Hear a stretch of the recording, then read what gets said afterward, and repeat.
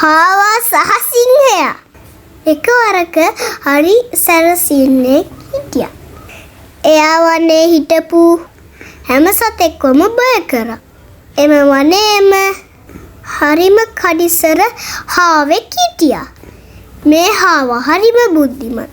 දවසක් සිංහයා හාවට කිව්වා මේ කැලේ රජා මමයි. මට හැමෝම බයයි කියලා. එතකොට හාවා කිව්වා අනේ නෑ.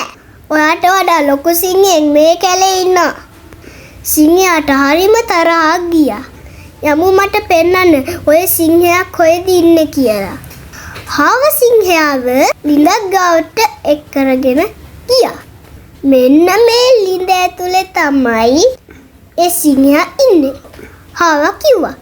සිංහයා ලිඳ ඇතුළ බලද්දී වතුරේ ඉන්න තව සිංහෙක්ම දැක්කා.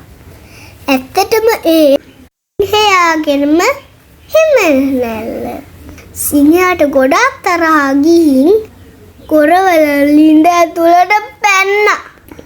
ඒත් එක ගැඹුරු ලිඳක්. සිංහයාට ආපහු එන්න බැරි වුණා. හාවා hina වෙලා කිව්වා බලයට වඩා බුද්ධිය ලොකුයි කියලා. පාඩම තමයි හැම වෙලේම බුද්ධියෙන් වැඩ කරන්න ඕනේ.